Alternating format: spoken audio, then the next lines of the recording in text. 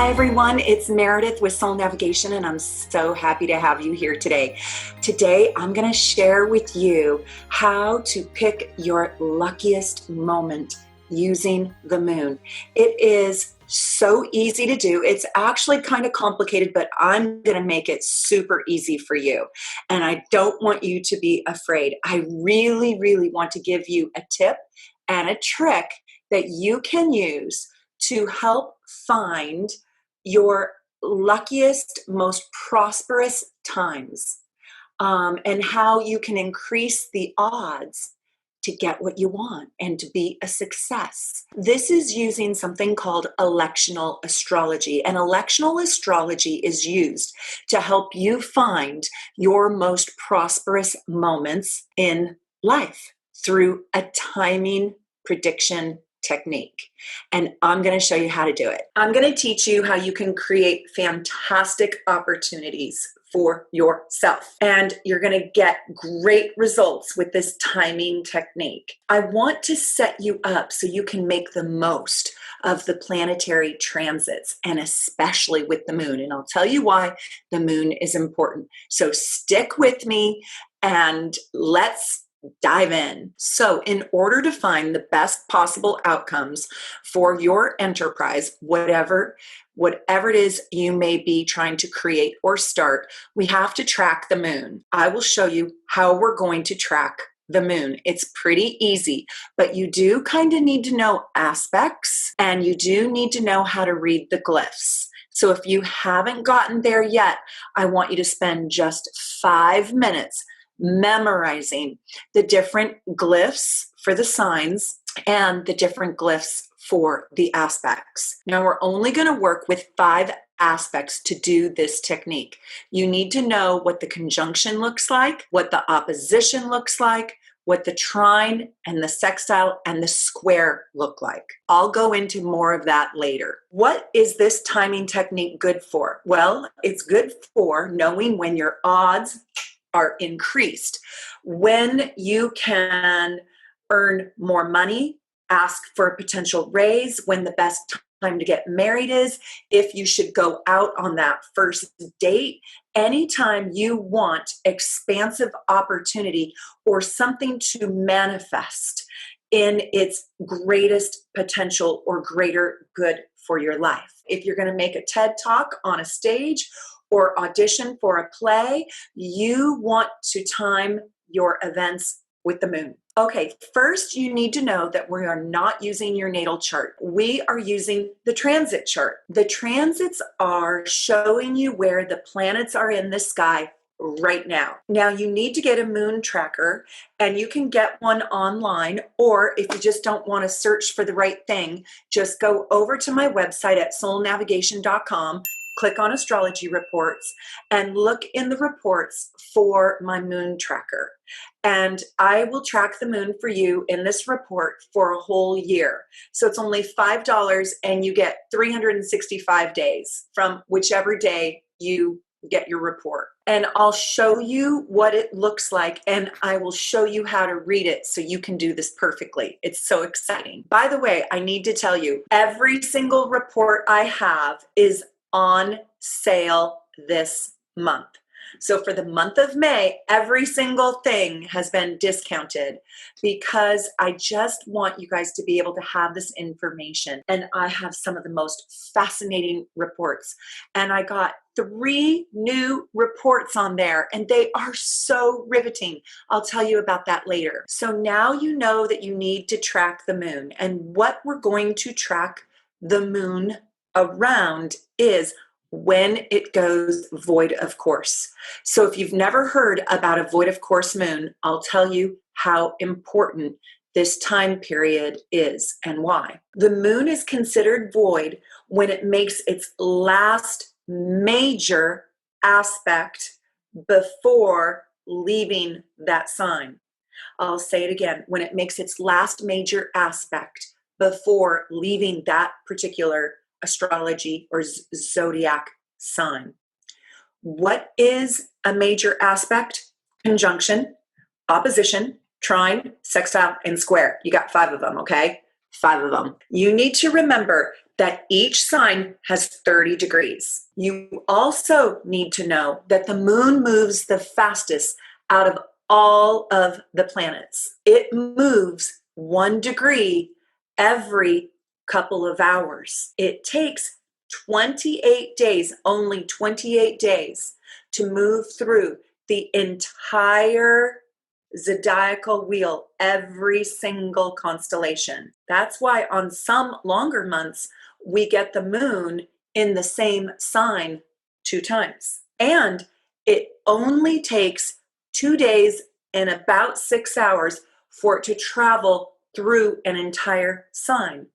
That's why we get void of course moons frequently and often, because right before it leaves the sign, whatever last major aspect it made before it reaches the next sign is the energy in which your project, if you're launching it, is going to soak up or represent. So we want good aspects. Because the moon moves so fast, it becomes extraordinarily influential.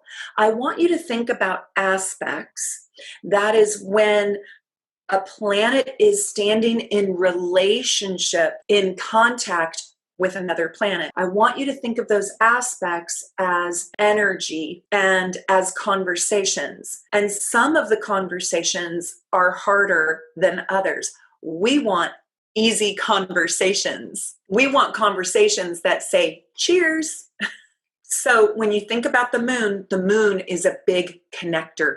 It's the biggest connector, and it creates relationships. It's our emotional body where we carry passion and love and emotions. And so because the moon clips through a sign so quickly, every 2 days, 2.5 days, it's making contact with all those other planets in the sky at some point as it clips along each and every degree. It creates more relationship contacts than any other planet in our solar system because it moves so quickly. And it creates more conversation than any other planet in our solar system because it moves so quickly and because it moves so quickly in the shortest amount of time. So now you know that the void of course moon happens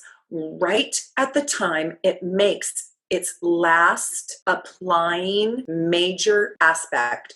So applying means when it is coming up to that degree of that other planet that it's in relationship with. Let me give you an example of what I mean by applying. You either have an applying aspect or a separating aspect. Applying means it's approaching, and separating means it's already gotten to that degree of that planet and it is moving away from. So for example, if you have Neptune at 15 degrees Pisces and you have the moon at 14 degrees Scorpio, we are about to have an applying trine aspect. We're about to have an applying aspect. When we get our moon at 15 degrees Scorpio, we have an exact trine to our Neptune at 15 degrees Pisces. Now, if the moon was going to leave Scorpio with no other aspect, and that was the last aspect, that energy, that trine, moon, trine, Neptune, is the energy in which our project would hold, right? But we don't want to start our project until that moon moves into Sagittarius.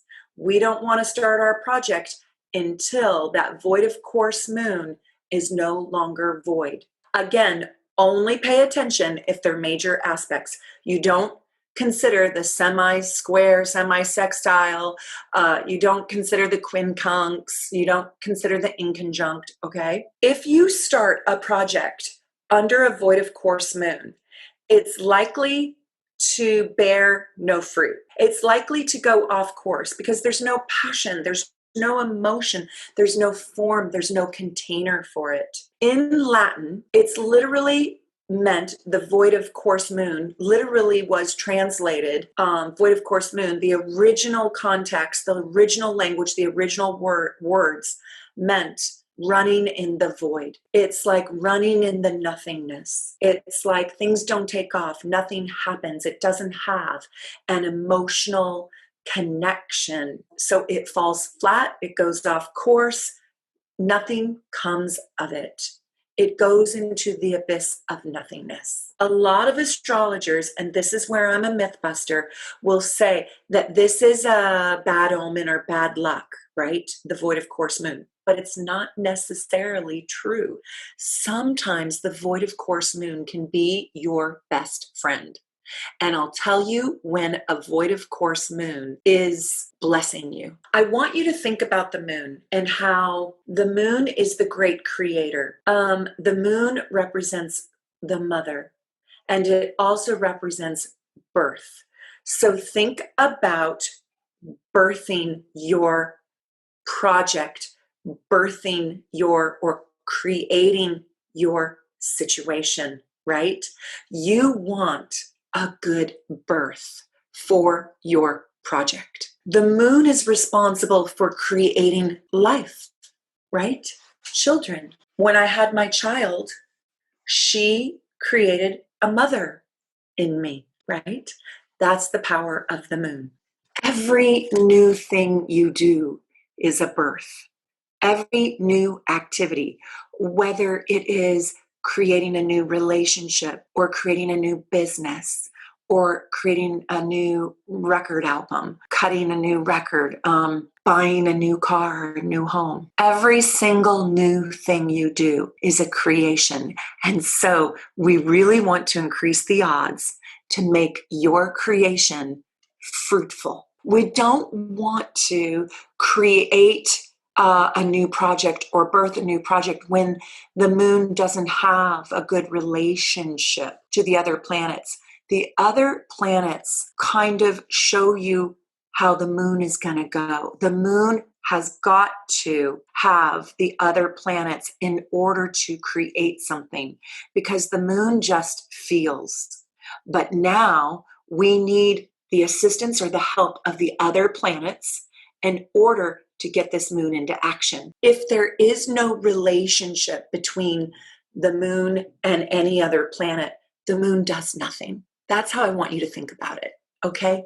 So let's keep going. So you know you can make the odds go in your favor for a prosperous, successful event if you avoid doing your activity in the void of course moon time. That's why we have to track it.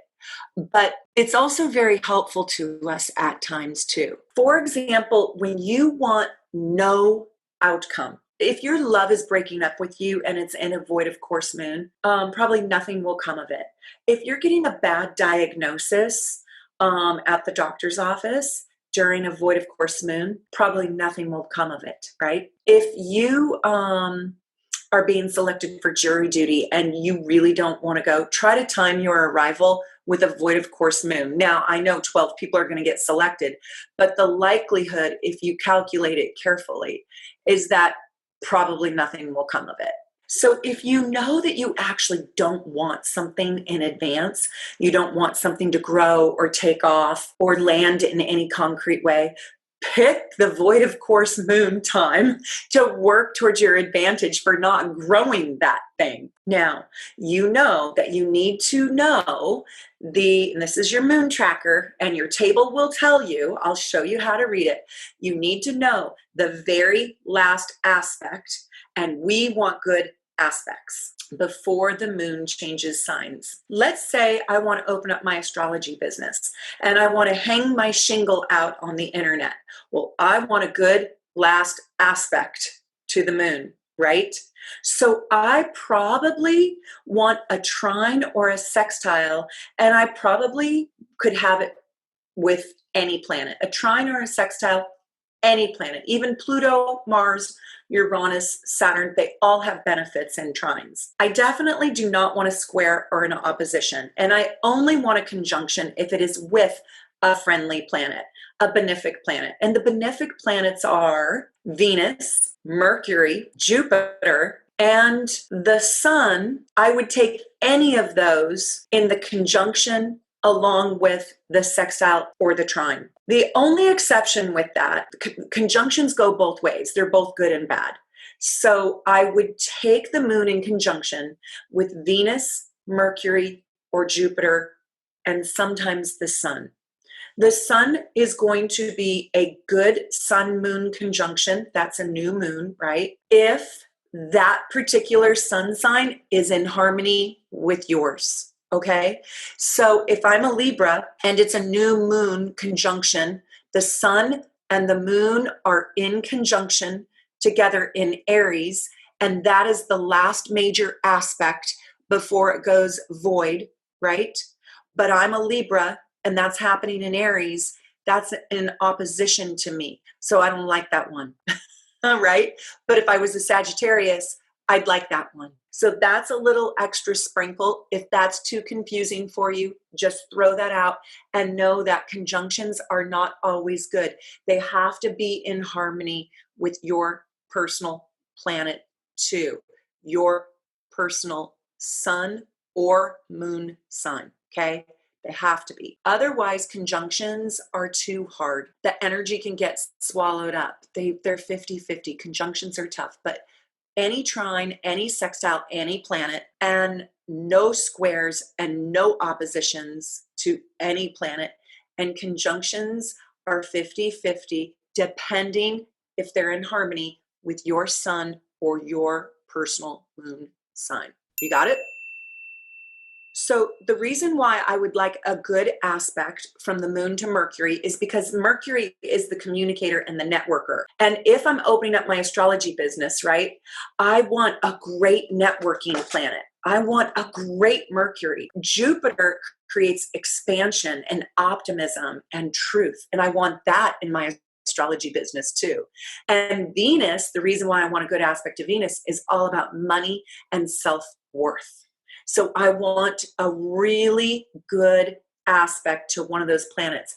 Now, when I show you my moon tracker, we're going to get to look at the entire year, and we're going to get to see where and when those good aspects happen. So in electional astrology, you get to pick your day. So if you get to pick your day, why not pick a day when the vibrational energy is manifesting and creating something absolutely glorious and riveting and fantastic and powerful for you? If I know that the last aspect is going to be in an opposition or a square to Uranus, Pluto, Mars, or Saturn, I am absolutely going to wait. But if it is also in square to Venus or Mercury or the sun or opposition, I'm also going to wait because I know I can get a better day. Now, if you have to do it, you have to do it, and you say a prayer and it's a Hail Mary, right? And you just move through it, but you keep yourself positive and you just know in your head that it is very likely, and the odds have increased, that nothing much is going to happen.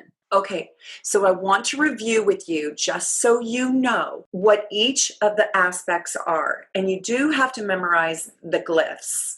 So here is the conjunction. The conjunction is when the two planets are in the exact same place.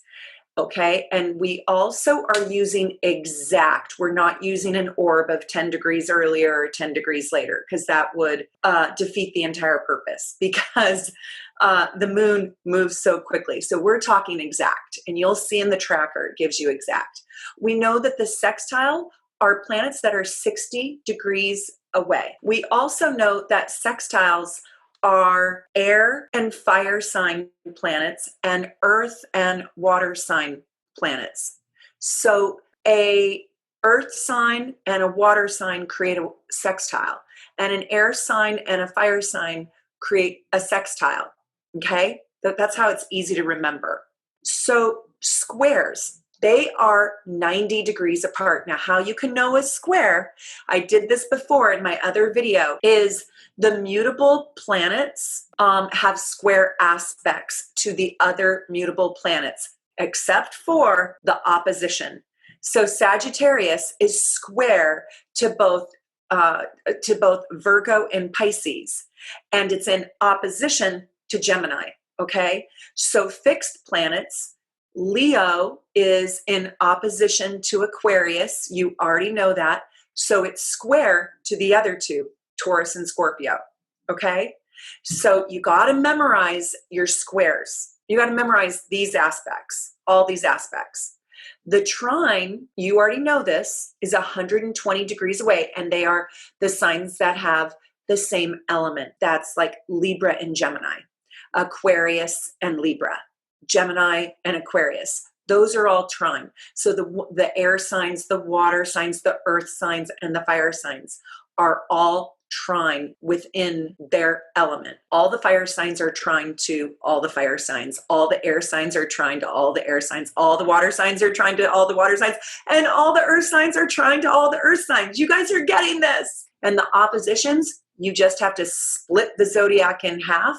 If you've got all of the houses memorized, and you literally just look across the pond, and that's your opposition, right? You got it. So you take the first house and the seventh sign, you take the second sign and the eighth sign, you take the third sign and the ninth sign. I know you've got this.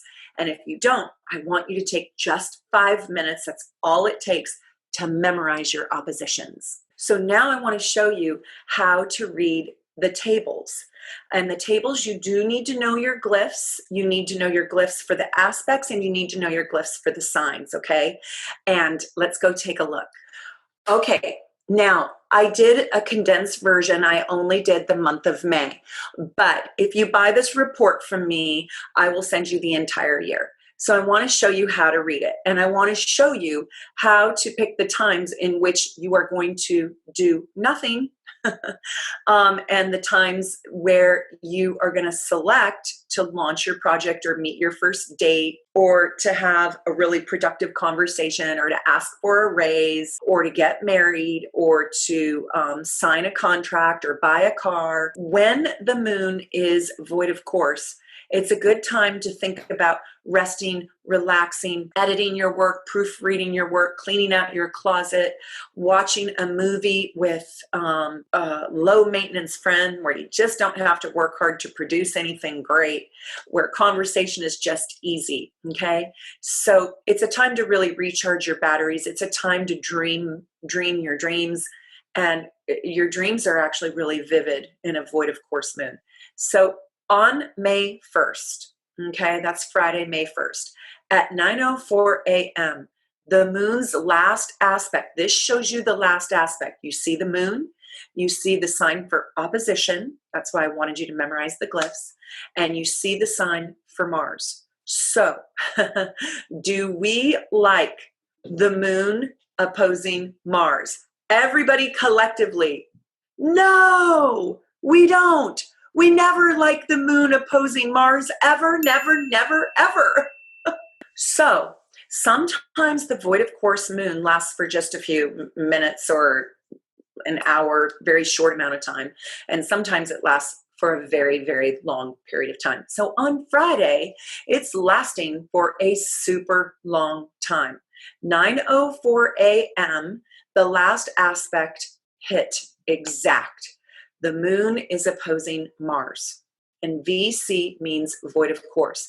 And it stays there until it ingresses into the next sign. So it is in Leo, right? We know that Mars is opposing it. So that is in Aquarius, and that is going to be the last aspect that it makes.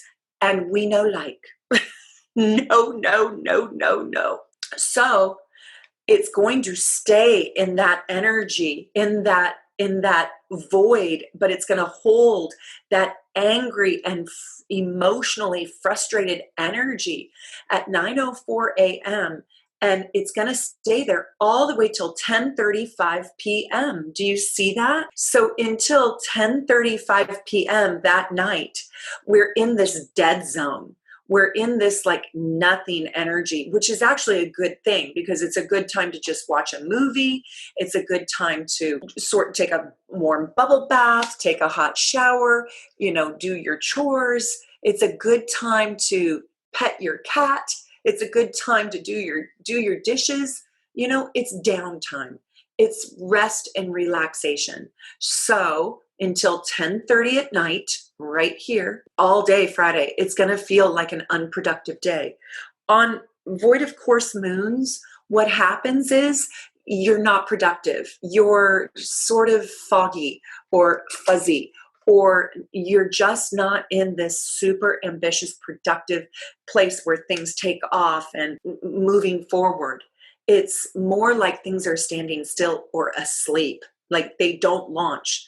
I think I read in one of Stephen's books, Stephen Forrest, he's a mentor of mine and I love him to pieces. I've studied with him for years. I think he wrote that the Apollo 11 crash, or the Apollo 11 took off during a void of course moon and it crashed. So things just don't launch. They just don't launch. So what we're going to do is we're going to look for a good aspect. We're going to look for a trine or a sextile. So look right here. This is a trine. This is a square. This is a sextile.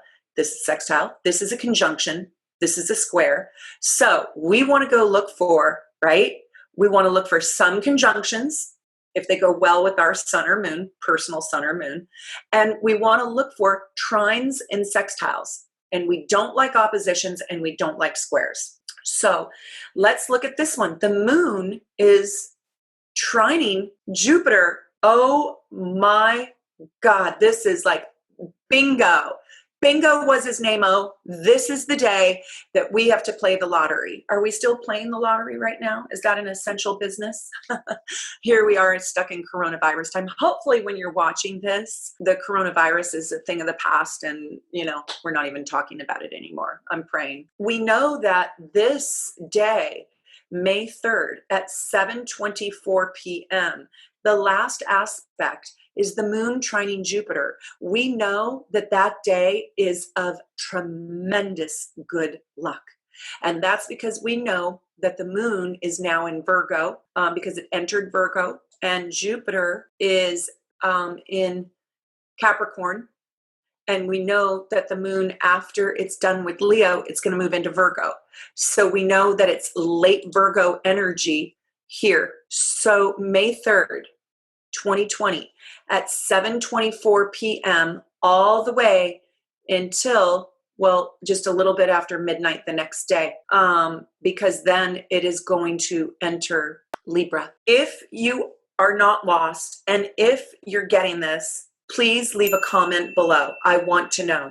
Please, please, please. And let me know if you've already known about void of course, moons.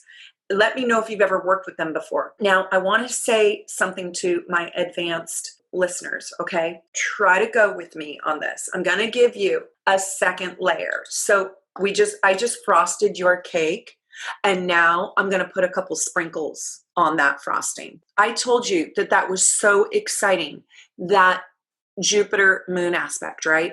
In trine, that Virgo moon with the Jupiter in Capricorn. You can take that energy, that's the energy that's happening only in the transit, it has nothing to do with you, and you can pretty much say, wow, the world is going to deliver some really good energy at that time. Here's my advanced wisdom, if you will. If that moon and that Jupiter is in a pretty awful or hard or challenging aspect in your chart. So if your chart doesn't love Capricorn or Virgo energy, or let's say you've got Pluto and Uranus and Mars in Virgo, right? And that Virgo moon is going to sit on those planets in your chart, that particular aspect isn't going to be your best one.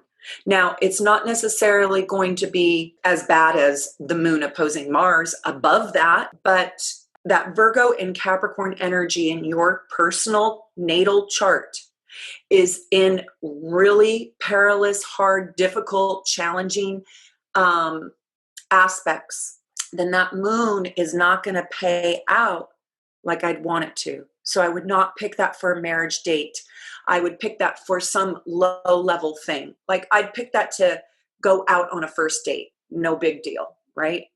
But I probably would not roll the dice on, say, heart surgery. You with me? I'm not having my lobotomy on that day. I want a really good moon sign on the day I get the lobotomy. Yeah, I'm not actually really laughing because a lot of people struggle and suffer that way, and my heart goes out. But let me help you. And if you have a major surgery and you need a date and you don't know how to pick your date, just book a 30-minute appointment with me and I will pick the best day for you. I promise. I want you to have a good moon day for your surgery. That's just advanced work. If you're only capable of working with the void of course moon and just figuring out if it's positive aspect or negative and you can't tell if it's negative in your chart, I don't want you to freak out. That's just sprinkles on the frosting on the cupcake, okay? Still use the void of course moon tracker and technique. Okay, let's go back and look some more. Isn't it exciting? It's so fun. It's so fun to be able to step into power days, right? Good luck days. And it's really fun to be able to feel the future. You know, this is how astrologers make predictions.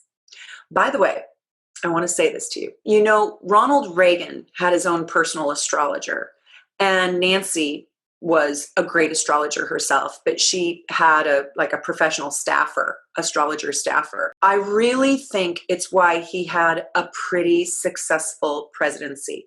This isn't a comment whether you liked him or didn't like him, agreed with him or didn't agree with him, Reagan, economics, all that.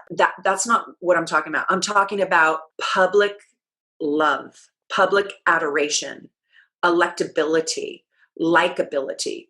When you get a good moon aspect and you avoid void of course moons, your likability factor is just enormous. He was very well liked and he was embraced by both sides. And so I'm only talking about likability. I'm not talking politics, but he avoided void of course moons for almost everything he did. Every significant thing he did, he timed it because Nancy did that for him. I just thought that was interesting when I read that. Let's look here. So remember I told you I wanted you to avoid squares. I don't love squares. I would avoid squares. I would not start my project on a square anything. Why? When just I can wait one more day and start it on the sextile. So a sextile I would take pretty much hands down any planetary combination. So right here on May 7th, we're going to get the moon sextiling Jupiter, void of course at 7:39 p.m. And it's going to stay there until the moon enters Sagittarius at 12:15. So May 7th, the evening of May 7th, is going to be a really exciting night. It's going to be a good night. Now, look at this, May 9th. I love 1111. That is such a spiritual number. So I would pick this day just because of the 1111. But look at this. On May 9th at 11:11 p.m., the moon is sextiling Mars. Mars is not a benefic planet. It's a malefic planet. It's considered to be hard. It's considered to be negative energy, kind of cutting. But if you want to get done, you want a good Mars. You want to put this passion of the moon, this emotional passion into play, into action. You want a good moon Mars aspect. And look at this. We've got one May 9th at 11:11 p.m. all the way till 2:38 a.m. So if any of you are up, by the way, this is all Pacific time. So if you're up at 11:11 on May 9th, this is going to be a very interesting time. Maybe you put yourself to bed, you go to sleep, and then the next day that moon enters Capricorn, but it still holds this energy until it makes its next aspect. And those I don't have listed, but if the next aspect if you really want to get advanced, if you want to go look at the next aspect or the first aspect the moon makes in Capricorn, that will kind of show you a little bit more of the story going forward. But if you plant the seeds right here after 2:38 a.m., whoever's up, granted, this is Pacific time, so 2:38, 3, 4, 5:30 in the morning in New York, this moon enters Capricorn. Bammo, that's when you want to sign your document, launch your website, go out on your first date. Not really coronavirus, but and it still holds that powerful moon sextile Mars energy in it. It still holds it until it makes its first aspect in Capricorn. Let's look at something else. Okay, let's keep going. Okay, look at this. The sun squares the moon. Void of course. May 14th, 7:03. I would not choose that. So I would go look at these positive dates like moon sextile Jupiter. How incredible is that? May 17th. Void of course at 12:59. And then it springs into action at 6:30 in the morning Pacific time into Aries. So that morning is going to be a very productive morning because you're going to have the moon sextiling Jupiter energy kind of being the container for the project. So on that day, I would wake up really early in the morning and I would get busy. So sometimes when I look at, gosh, I didn't have very much business today. I mean, that's very rare. It is a very rare moment when I am sitting down doing nothing. It's actually never. I'll tell you a really funny side note. I mean, the last series I sat down and watched on television was, I swear to God, Gilligan's Island and then the Brady Bunch. It was like 1976 or something. And then I've watched Downton Abbey, I've watched Outlander, but I've watched Breaking Bad, but I've never finished a series ever. I've watched one here, one there. I don't have the time. I don't have the time to sit down and do nothing. I need to do that. That's so what I need, right? So in these void of course moments, that's when you can really just rest and recharge more easily. And that's when you can soak it all in. So during the time period that the moon is void of course, on this day right here, May 19th, it goes void of course at 1:30 in the afternoon. And it stays there until 7:10 p.m. So pretty much the whole day. So that day I might find that it is hard for me to be motivated. It might be like spirit is telling me to rest and relax and go watch another episode of Outlander, or whatever. We can use these void of course times, in this case, 1:30 p.m. to 7:10 p.m. to rest a little bit. And then at 7:10 p.m., the moon is going to enter this glorious Taurus. And that's when business might pick up, and I might work the evening shift rather than the day shift that day. Or I might want to meet somebody new or start a new project at that time. So I hope this helps. I want to hear your comments. I want to know if this is simple enough for you to follow. And if you want to order this report, this tracking report, you can just go to my website and I'll print it out for you and send it to you.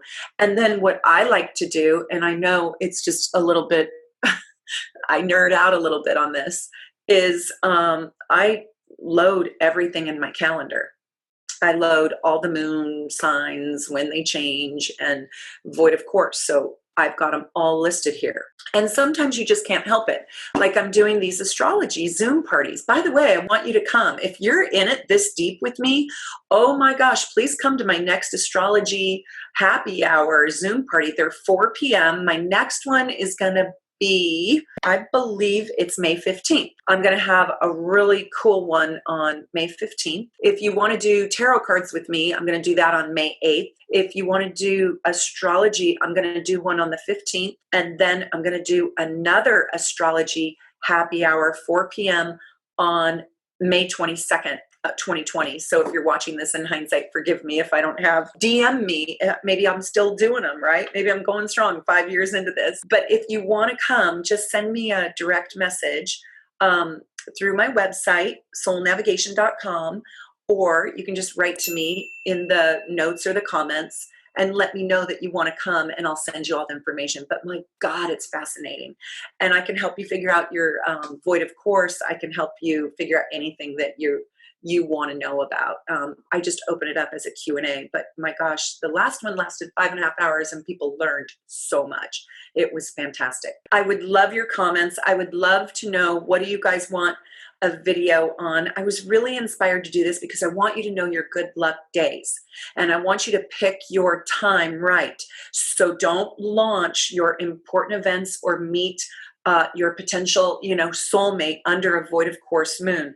Those void of course moon times are good for reflection, review, editing, purging, letting go of. They're really good for you, when you want to discard things, when you want to take a nap, when you want to just not launch anything, or when you don't want big results to come of something. If you are investing in a stock, I would absolutely not make a purchase during a void of course moon. I would wait till it ingresses into the next sign, when the last applying aspect that we read was a Venus-Jupiter, right? That last aspect, that last applying major aspect, is going to show you the outcome of the situation that you are stepping into. That's why you want it to be good. I also want to say, do not buy or go get or rescue an animal or a pet during void of course moon, because you won't have a real relationship or connection with that animal. That's why I also don't want you to get married under a void of course moon. But I do want you to meet somebody who there's a potential long-term business or romantic relationship with after a really good applying aspect and the moon gets out of the void. We don't want the void. Not to launch anything new, launching a new business or starting a new project. If you need to ask your boss for a raise, oh my God, do not do it in a void of course moon. No. If you need an employee to step it up and do better in their work, do not make the request during a void of course moon, right?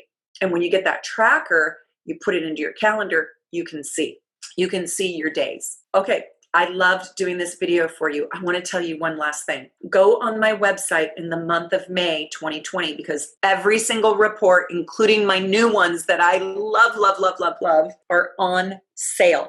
I'm putting everything on sale. I want to be generous. I want to help during this time, and I want you to get excited about astrology. Look at this freaking report.